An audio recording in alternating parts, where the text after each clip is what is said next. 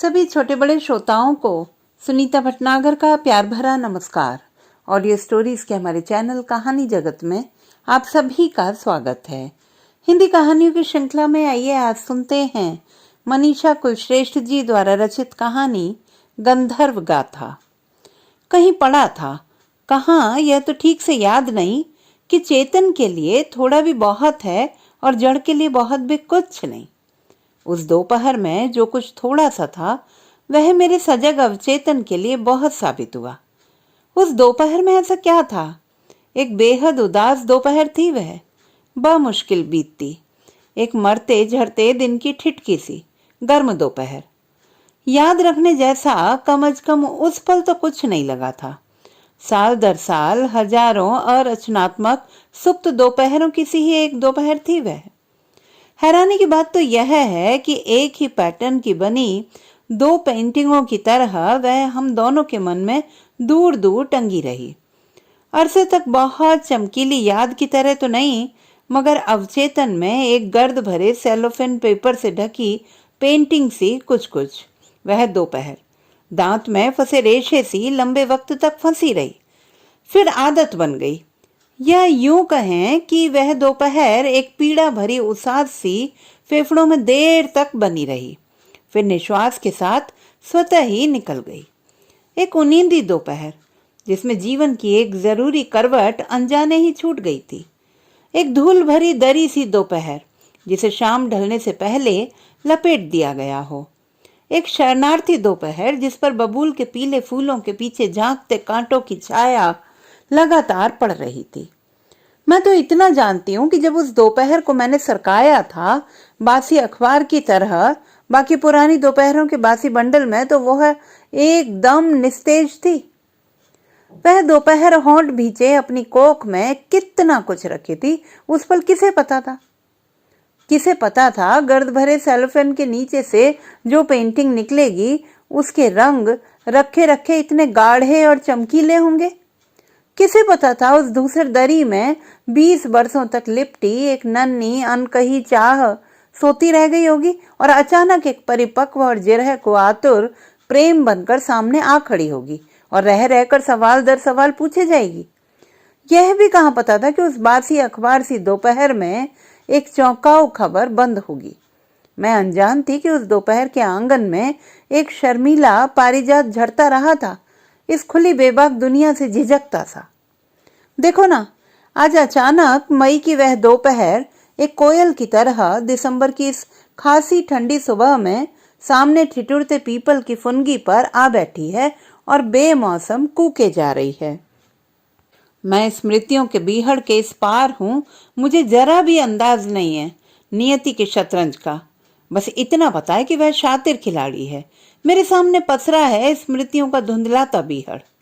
वह दोपहर स्मृतियों के बीहड़ के अंतहीन सिरों के बीच लगे सीमा द्वार पर एक प्रवेश पत्र से खड़ी है। मेरी हैरानी बढ़ाने के लिए उस तरफ तुम आ खड़े हुए हो, निर्मम शोर के बीच सुमधुर मौन से, अपने पुराने अंदाज में एक हाथ जेब में डाले, माथे पर सीधे और घने काले बालों का गिरता हुआ गुच्छा लिए। हाँ, रुको, बाल अब भी हैं उतने ही घने, मगर पूरे काले नहीं रहे। Salt and paper. पहले जब तुम इसी अदा में दाखिल होते थे मेरे घर में, उसके साथ अपना स्टेथोस्कोप दबाए, तो मेरा चेहरा खिल जाता था। उसके लिए नहीं, तुम्हारे लिए। फिर जब बहुत आहिस्ता से तुम नब्ज थामते और अपना आला मेरे सीने पर लगाते थे, बहुत सजग और सौम्य होकर, चेहरे पर घनघोर डॉक्टरी भाव ओढ़कर, तो मैं कनखियों की एक नजर तुम पर डालकर मुंह फेर लिया करती थी। लाल रंग के कतरे मेरे गालों पे छितरते हुए देखे तुमने कभी? क्या हल्की सी मीठी आह भी कभी तुमने सुनी थी? तब तुम उससे कहा करते थे, चिंता मत कर यार, कोई खास बात नहीं है, मौसमी बुखार है। मैं उसी शाम ठीक हो जाती थी। कितनी बार तो मैं बेवजह नाटक करती थी। मेरे प्रति तुम्हारे कोमल व्यवहार ने मुझे अति संवेदनशील बना दिया था। बिन बोले बिन छुए मुझे तुम्हारी उपस्थिति गहन आनंद दे जाती थी, जैसा कोई स्वप्न में महसूस करता है। हम दोनों में वह तुम हो जिसे हमारी पहली मुलाकात याद रही। संडे बाजार में फुटपाथ से मिल्स एंड बून के नॉवल खरीदती हुई एक 15 साल की लड़की, 2 पॉनीटेल्स में। तुम्हारा मेडिकल कॉलेज में फाइनल ईयर था शायद। माना कि यह मिथक है, फिर भी कभी कभी मैं खुद से पूछती हूँ, वे मेरे पहले ऋतु स्नान के दिन तो नहीं थे, जब मैंने पहले पहल तुम्हें देखा होगा और गड़ गया होगा मेरे कोमल मन पर तुम्हारा वह गंधर्व स्वरूप। हमारे शास्त्र ऐसा ही कुछ कहते हैं कि किसी किशोरी के प्रथम ऋतु स्नान के दौरान यदि किसी पुरुष की छाया उस पर पड़ती है तो वह जीवन भर उसके आकर्षण की प्रेत बाधा से ग्रस्त रहती है। स्मृतियों के ये बीहड़ बेहद बेतरतीब हैं, बार बार भटक जाती हूं मैं। इतना तय है कि तुम मेरे कोई नहीं थे। उसके बड़े भाई के दोस्त थे जिसके साथ मेरा नाम जोड़कर लोग फुसफुसाते थे। वो अलग बात है कि तुम्हारी सगाई वाले दिन मेरा फोनेटिक्स का पेपर था और बिगड़ गया था। मुझे उस दिन की अपनी उदासी प्री मेंस्ट्रुअल सिंड्रोम से ज्यादा कुछ नहीं लगी थी। उस दोपहर बात कुछ और थी। उस दोपहर जब मेरा सब कुछ खत्म हो रहा था, तुमने सोते में मेरा सिर सहलाया था। उसके अगले ही पल मैं एक लंबे सपने से बाहर पूरे होश में खड़ी थी, एकदम अकेली बिखरी हुई जिंदगी के साथ। वहां कोई नहीं था और मुझे 22 साल की उम्र में बिखर चुकी अपनी जिंदगी को समेटना था। वह घर मेरा नहीं था, उसका भी नहीं था जिसके लिए कर्फ्यू में भी अपना शहर छोड़ आई थी मैं। यह घर तुम्हारा था, उसे मेरे साथ ही यहाँ पहुंचना था, मगर वह नहीं आया था। मेरे लिए शहर नया था। इस शहर में तुम अपनी पहली नौकरी पर आए थे। यह शरणार्थी सी दोपहर वही थी जिसकी सुबह तुम अपनी नवेली पत्नी के साथ रसोई में नाश्ता बना रहे थे। मैं लंबे अरसे से तुम्हें जानने के बावजूद अटपटा महसूस कर रही थी। तुम नितांत अजनबी लग रहे थे। उस दोपहर तुम्हारी पत्नी अपनी नौकरी पर चली गई थी, तुम्हारा ऑफ था। रात भर के सफर की थकान, तनाव और दोपहर के खाने के बाद मैं तुम्हारे छोटे से घर के इकलौते बेडरूम में जा लेटी थी। मैं पलंग पर एक किनारे सोई थी, पैर समेटे। सिर पर पंखा घूम रहा था। कमरे में मोटे पर्दे डले थे। बहुत असहाय और ठगा हुआ सा महसूस कर रही थी मैं। आत्महत्या का ख्याल, न बन जाने का ख्याल, पता नहीं क्या क्या मन में घर कर रहा था। न जाने कब हल्की नींद के बुलबुले में मैं कैद हो गई थी। उनींदे ही मैंने स्पर्श की सरसराहट सुनी थी। मेरी भारी पलकें खुलती उसके पहले एक हाथ मेरे बालों पर था। दरअसल पलंग का एक छोर मेरा था और दूसरे छोर पर बैठे तुम किताबें पलट रहे थे। तुम्हारे स्पर्शों से बुलबुला फूटा था। तुम बालों पर हाथ फेर रहे थे। चेहरे पर कुछ खास भाव नहीं था। मुझे हल्का सा अजीब सा लगा, मगर कुछ गलत नहीं लगा। कोई खबर उसकी? मैंने स्कर्ट ठीक करते हुए पूरी आंखें खोलकर पूछा। तुमने सिर हिला दिया था। मैं उठकर पत्रिका पलटने लगी थी। कोई मेडिकल जर्नल था? मेरी समझ से परे, फिर भी पलटती रही। तुम उठकर बाहर चले गए, बस इतना ही। वह आखिरी दोपहर थी जब तुमसे मिली थी। नियति के खेल समझ नहीं आते। मैं तो सब कुछ ठीक ही छोड़कर आई थी उस दोपहर। मेरे लिए तो तुम्हारी शादी हो चुकी थी, सब कुछ प्यारा और सही था। फिर ऐसा क्या हुआ कि तुम्हारा सब कुछ बिखर गया, तुम अकेले रह गए। तुम्हारे उदास एकांत ने मुझे कल ट्रेन में पूरी रात जगाया है। रोष होता रहा था अपने अभिशप्त कलम पर कि मेरा लिखा तुम्हारे भाग्य की व्यंग्य छाया क्यों बन गया। हाँ, मैंने देखा है कई बार अनजाने में अपनी ही कलम से प्रयोग किए गए शब्दों पर मुझे प्रायश्चित करना पड़ा है। गंधर्व या देव पुरुष तक तो ठीक था, श्रापग्रस्त विशेषण क्यों दिया था? हाँ, उन लिजे भावुक दिनों में मैंने उस पर लिखी दर्जनों कविताओं के बीच तुम पर भी एक कविता लिखी थी। उसका और मेरा एक ही क्षीण सा संबंध है, हंसी का झरना जो तुमसी महानद से होकर मुझ तक पहुंचता है। जब उसकी और मेरी कल्पना एक हो जाती है तो हम दोनों के बीच यह निर्झर अक्सर फूट पड़ता है। हंसते वक्त उसकी आंखें मुंद जाती हैं और उसे देख मेरे नेत्र अप्रतिभ। इस यांत्रिक युग में इस सरल निश्चल हास रचित युवक को देखकर लगता है कोई शापग्रस्त गंधर्व मृत्युलोक में आ गया है। वो दोनों भाई ही अक्सर कहा करते थे कि तुम एक बेहद खूबसूरत, जहीन मगर सादा दिल इंसान हो। गंधर्व या देव पुरुष तुम सच में दिखते थे या उस उम्र की रोमानियत का गाढ़ापन मुझे ऐसा दिखाता था, कह नहीं सकती। हल्के रंग की कमीजें और हमेशा घने काले संवरे बाल, लंबी सतर कलात्मक देह, मजबूत बाहें, खिली हुई रंगत और मांसल होंठों से विस्तार पाकर आंखों तक फैली मुस्कान। तुम प्राचीन ग्रीक मूर्ति कला की कोई प्रेरणा से लगा करते थे, ग्रीक गॉड। बस तुम्हारी उपस्थिति ही काफी थी, उसमें ही एक जीना सुख था। तुम बिना बोले बोलते थे और तुम और तुम्हारी विद्वता, मेरी तो हिम्मत ही नहीं होती थी कि तुम्हें उस ऑरा की चमक के चलते एक बार में पूरा देख पाऊं। सूरज को कौन देख सकता है एकटक? हाँ, मैंने भी तुम्हारे प्रति अपने प्रेम को छुपाया था, क्योंकि एक समय बाद मुझ में तुम्हारी रोशनी की तरफ देखने की इच्छा ही नहीं बची थी। मेरा प्रेम जंगली मधुमक्खी की गुनगुन की तरह अंत तक रहस्यमय बना रहा, मगर यह गुनगुन गीत मुझे भरमाता रहा ताउम्र। ही लव्स मी नॉट करते हुए मेरे हाथों की पीली डेजी की सारी पंखुड़ियां झर गई थी और कुछ पता ही नहीं चल सका था। उस दोपहर भी गौरैयों के झगड़ालू शोर और पत्तियों की सरसराहट के पीछे मैंने अपनी सिसकियां छिपाकर रख दी थी। उसके साथ बीते 7 बरस तो मैंने पूरी तरह भुला दिए, लेकिन तुम्हारे साथ बीती वह एक दोपहर कहाँ दबी रह गई थी, जो अचानक कहीं से पुराने पीले पड़े एल्बम सी किसी काले टिन के बक्से में से बाहर निकल आई है। हाँ, ये मुझसे भी विस्मृत हुए अवशेष साक्षी हैं कि मैं निर्जन तट से बंधी प्रतीक्षारत नाव थी, तुम्हारे लौट आने की प्रतीक्षा में हिलती डुलती। कुछ अलौकिक पलों को दोबारा निराकार तौर पर जीने की आत्मछलना का ही दूसरा नाम है स्मृति। एक स्मृति जिसमें तुम थी और मैं था। अब हम उस पर फ्रेम लगाने की कोशिश में हैं, एक सुनहरा फ्रेम। तुम समय को पलटा लाना चाहती हो, बिना मूवी कैमरे की गुस्ताख आंख के।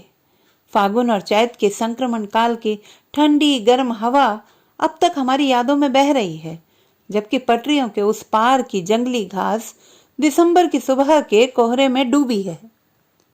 वृक्षों की परछाइयां उनके तनों से चिपकी ठिठुर रही हैं। हम मानो अपने ही सपनों में मंडरा रहे हैं। मैं आज भी हैरान हूं कि आखिर हम दोनों शुरू कहां से हुए थे, कि हमने एक ही दिन में स्मृतियों की इतनी लंबी रेल बना ली, जो आधी रात को बिना सिग्नल हमारी नींद से धड़धड़ाकर गुजरती है और हम चौंक कर जाग उठते हैं। मैं कोई दूरी, दर्द या उपेक्षा नहीं महसूस करता। मैं बस स्मृतियों में फ्रेम लगाने की कोशिश में हूं। यादों की एल्बम 20 साल में पीले पड़ चुके स्मृति चित्रों पर कोई सुनहरा फ्रेम। हैरान तो हूं कि वह सब तुम्हारे मन से भी बुहारा नहीं गया, वहीं कहीं कालीन के नीचे सरका दिया गया। हाँ, गर्मी की वह दोपहर खामोश और तटस्थ। उस दोपहर मैं निशब्द और बहुत अकेला था। बस तुम थी। मेरे दिमाग की तत्कालीन सुस्ती के चलते एक किताब उपेक्षित सी सिरहाने पड़ी थी। शिथिल और स्तब्ध वातावरण, आलसी हवा बहुत दम लगाकर पीपल के पत्ते हिला पा रही थी। धूप जितनी घनी थी, छायाएं उतनी गहरी, सपनीली निंदासी दोपहर थी, जिसमें शांति औंधे मुंह लेटी थी। इस शांति में अनायास कोई आवाज भटक कर आ जाती तो संगीत के टुकड़े का भ्रम देती थी। मैं माहौल की स्तब्धता में डूबा था। तुम्हारी उपस्थिति और स्तब्धता का कोई मेल नहीं था। तुम हमेशा से बातूनी थी, एक जगह टिक ही नहीं सकती थी। तुम्हारी ठोड़ी में गहरा डिंपल था, आंखें चमकीली, कपड़े की पसंद में वक्त से कहीं आगे चौड़ी बेल्ट्स और जीन्स। मैंने पहली बार तुम्हें अपने हॉस्टल के गेस्ट रूम में देखा था। तुम उसके साथ आई थी। सब लड़के मुड़ मुड़कर तुम्हें देख रहे थे। जिस लड़की को पॉनीटेल्स में गाते नाचते देखता आया था, वह अचानक बड़ी हो गई थी, उदास होना सीख गई थी। कभी वक्त था कि मैं तुम्हारी हंसी सुनकर सुख से भर जाया करता था। जब मैं आता था, तुम्हारा चेहरा चंपा के फूल की तरह खिल जाता था। तुम मेरे स्टेथोस्कोप को देखती और जब मैं उसे तुम्हारे नन्हे सीनों के करीब लाता था तो तुम बहुत बारीक मुस्कान के साथ मुंह फेर लेती। कौन जानता था कि अपने भीतर की खलबली को मैं कितनी मुश्किलों से छिपाता था। ढेर सारी उदासीनता ओढ़कर मुझे पता नहीं था कि वह रहस्यनुमा भाव क्या था।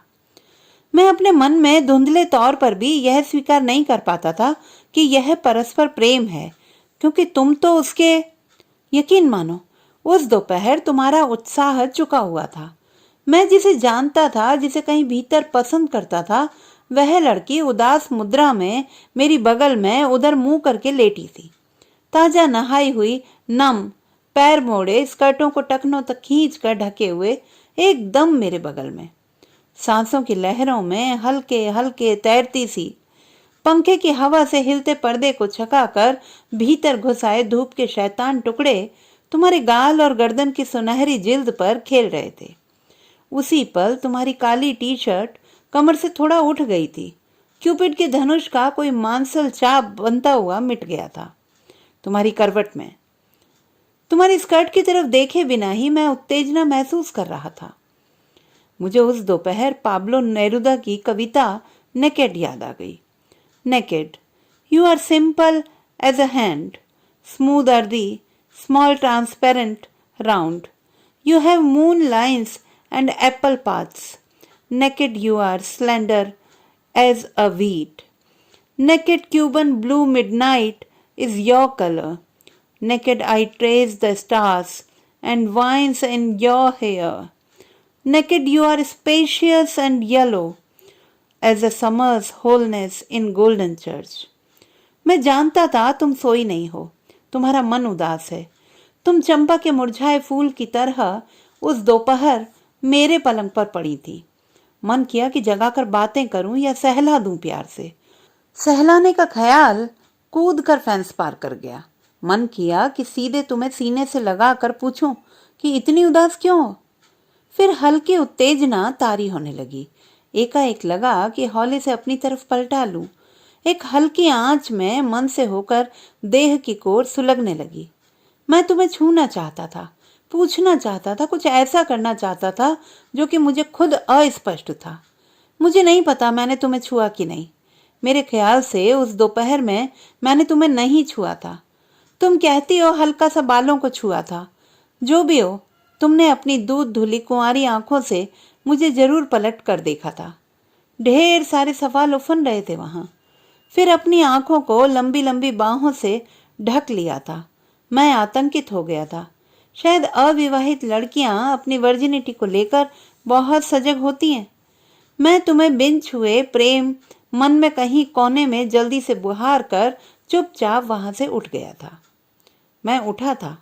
मैंने कॉफी बनाई थी, बेहद मीठी और भूरी, तुम्हारी तरह। तुम कहती हो तो सच होगा। उठे होंगे मेरे विवश हाथ, फिर बालों पर ठहर कर उठ आए होंगे। तुमने कुछ पूछा था बुदबुदाकर, जिसका उत्तर मेरे पास नहीं था। मैं अनायास चुपचाप तुम्हारे पास से उठ आया था। पसीने की एक बूंद पेशानी से ढलक कर भौं पर टिक गई थी। दरअसल प्रेम में पड़ने से ज्यादा चुपचाप और अनायास कुछ नहीं हो सकता, और प्रेम को खोने से ज्यादा चुपचाप और अनायास तो कुछ ही नहीं होता है। वह दोपहर सतत छिन जाते पल का सुख थी।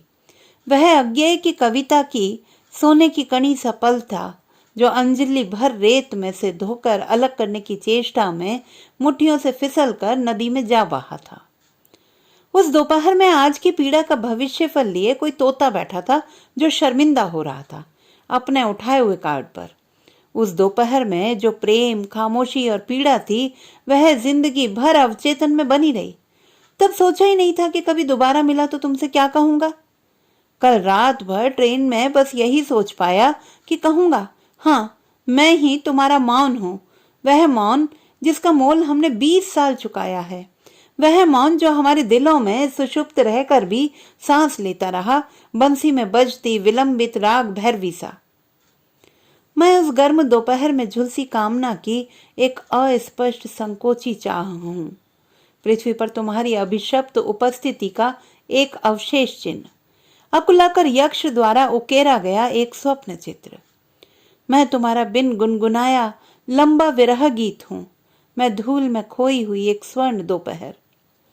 हम मिले सत्य और मिथक की तरह, एक परी कथा के फटे पन्ने पर, जहां स्लीपिंग ब्यूटी को नींद में चूमने कभी कोई राजकुमार नहीं आ सका था, जहां 12 बजने पर सिंड्रेला रॉयल बॉल से भाग भी नहीं पाई थी कि जादू टूट गया था। हमने चेहरा उठाकर एक दूसरे को देखा था। नमी दोनों तरफ थी। हमने हमेशा खुद को संयत रखा है, मगर अब इस पल नहीं। प्रकृति की पहेली को सुलझाए बिना निजात कहाँ थी? परोक्षतः हम बस यही महसूस कर रहे थे कि जो कुछ कभी उनके बीच घटा था वह असामान्य सा था। क्या वह असामान्य प्रेम था? प्रेम ना सही, कुछ तो था जो बना रहा नेपथ्य में भी सजग, पराजित होकर भी जीता हुआ सा।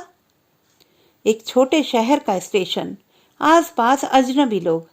हमने दोनों ने ही रिटायरिंग रूम में पहुंचकर गहरी सांस ली।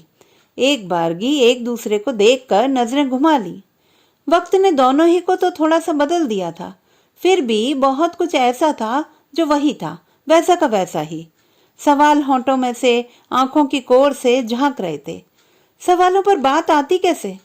अगर हर सवालों के जवाब होते और अगर सब कुछ कहा जा सकता, कहा कर तो कोई आंख किसी आंख में फिर कभी झांकती? आत्माएं जिस्मों से मुक्त होती और पसलियों के नीचे छिपे मांसल पिंड में प्यार छिपा रह पाता, तो मिलने के पूर्ण सुख के लिए लगातार मन मीठे दर्द से पका ना रहता। हम आमने सामने बैठे थे, चुप, करीब और करीब तर, जब तक कि हमारे मोम पंख सत्य से टकरा कर आग ही ना हो गए। तब हमारी आत्माएं मजबूत और सीधी खड़ी हुई। उस दोपहर को डिकोड करने की जरूरत एकदम आ पड़ी है। हम दोनों ही जानना चाह रहे थे। यह एहसास तो हमें आज भी है कि उस दोपहर पर कोई अव्यक्त, अदृश्य, अस्पृश्य प्रकंपित छाया मंडरा रही थी, जिसे हम समझ ही नहीं सके आज तक। अब डिकोड होना था उस दोपहर को।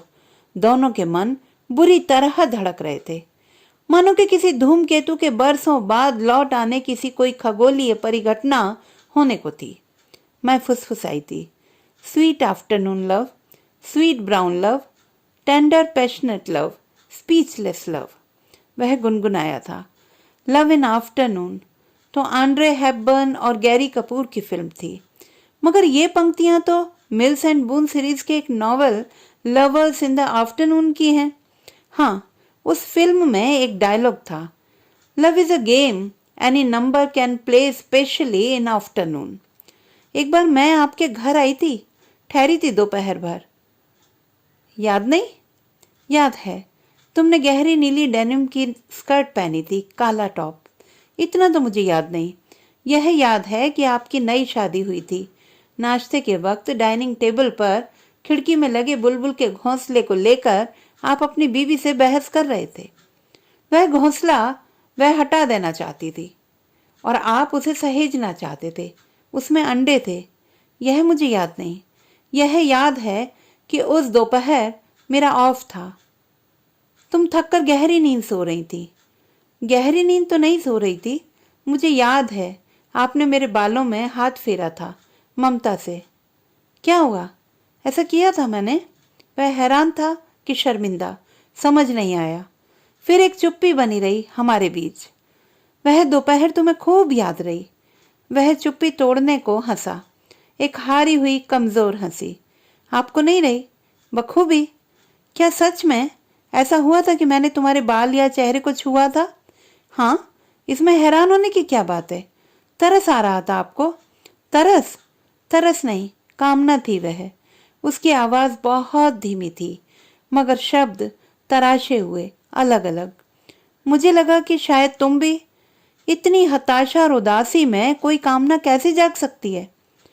फेरोमोन्स। प्रकृति हताशा और उदासी में देह इन्हें ज्यादा स्रावित करती है।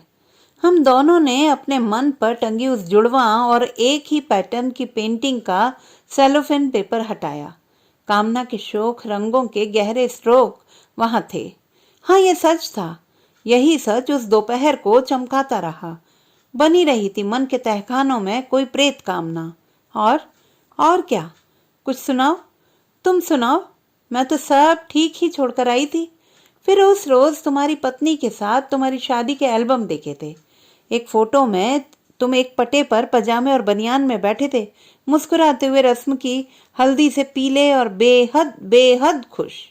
एक की आंख भर आई थी, एक विवश खिड़की के पार देखता रहा। मैंने क्यों लिखी थी यह कविता? एक काली डायरी हम दोनों के घुटनों के बीच टिकी रही। उसका पीला पन्ना फड़फड़ाता रहा। 10 अगस्त 1987। बुद्धू। शापग्रस्त ना होता तो कोई गंधर्व पृथ्वी पर कैसे आता?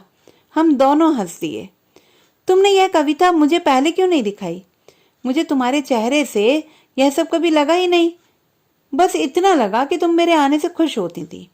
हाँ, मैंने तुम्हें सदा पराजित भाव से चाहा था, खोते चले जाते हुए देखने को स्वीकार करते हुए। मैं सोचता था वह तुम्हारे जीवन में है। हाँ, वह अभिव्यक्त करना जानता था। तुम भी तो बातूनी थी। जिस दिन मैंने कुछ महसूस किया था उस दिन आपकी सगाई हो रही थी। What an irony. उसकी छलछल हंसी के तलछट में जमी उदासी ऊपर तैर गई। हम बहुत देर तक चाय के साथ मौन के घूंट पीते रहे। बाहर स्टेशन का शोर हम तक पहुंचना बंद हो गया था।